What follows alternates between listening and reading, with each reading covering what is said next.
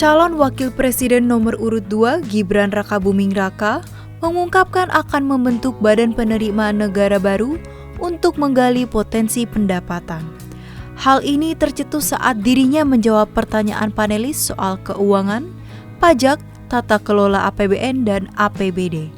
Tidak semuanya harus menggunakan APBN.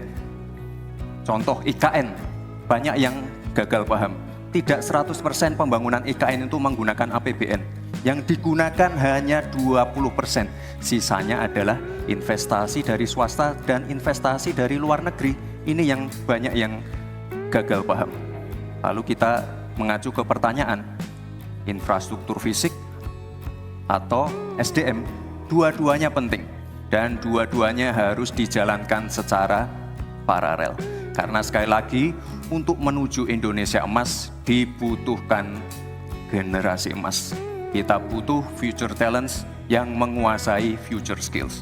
Untuk itu, di tingkat SMK misalnya, kita perlu alat-alat yang ada di SMK itu bisa memenuhi kebutuhan zaman, kebutuhan industri. Sehingga ketika anak SMK lulus, mereka benar-benar bisa siap kerja, siap menerima tantangan kerja.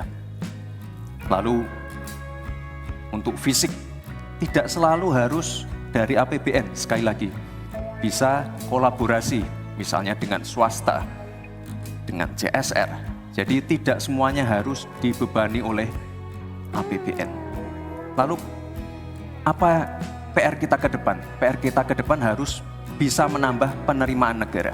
Untuk itu, kami dari Paslon 2 akan membentuk lembaga badan penerimaan negara yang dikomandoi langsung oleh Presiden.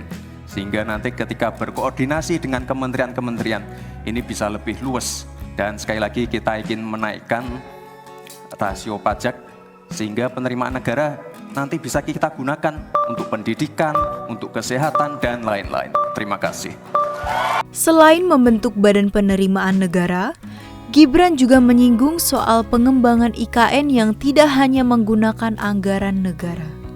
Hal ini pun mendapat selepet oleh Cawapres nomor urut 1 Muhaimin Iskandar. Memang apa yang disampaikan Pak Gibran, selain kita bantu permodalan dan kapasitas untuk produksi yang meyakinkan para investor masuk, ada prasyarat-prasyarat mutlak yang disiapkan pemerintah. Sekaligus menanggapi Pak Mahfud, kita punya undang-undang Omnibus Law, kita punya sistem baru yang lebih efektif dan ramah terhadap investasi. Tetapi sekali lagi, pemerintah terlampau lambat dalam mengimplementasikan itu semua. Sehingga harus kita selepet supaya lebih cepat lagi menyediakan sarana dan prasarana bagi percepatan izin. Berbelit-belitnya izin saya setuju, menjadi penyebab utama trust itu hilang. Nah, kita harus membenahi pada wilayah pemerintahan kita yang harus memberikan satu sarana infrastruktur yang memadai. Saya setuju, logistik menjadi salah satu kunci pentingnya. Logistik yang menyambungkan antara kebutuhan murahnya angkut barang sehingga investasi Cukup, waktu Anda habis. Komentar Muhaimin ini pun langsung ditanggapi oleh Gibran. Baik, saya izin menanggapi Gus Muhaimin dulu. Saya ingat sekali Gus Muhaimin dulu sempat ikut meresmikan dan potong tumpeng di IKN. Ini gimana? Ini nggak konsisten. Dulu dukung, sekarang nggak dukung karena menjadi wakilnya Pak Anies yang mengusung tema perubahan. Sekali lagi Gus, mohon maaf, IKN ini bukan hanya membangun bangunan pemerintah, tapi juga sebagai simbol pemerataan pembangunan di Indonesia, sebagai simbol transformasi pembangunan di Indonesia. Dan untuk menanggapi Prof. Mahfud, Prof, mungkin nanti setelah pulang dari debat bisa di Google, sudah banyak yang masuk.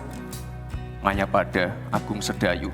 Dan nanti akan tambah lagi mungkin setelah Pilpres, karena mereka akan pasti akan wait and see, melihat stabilitas politik di Indonesia. Terima kasih, Prof.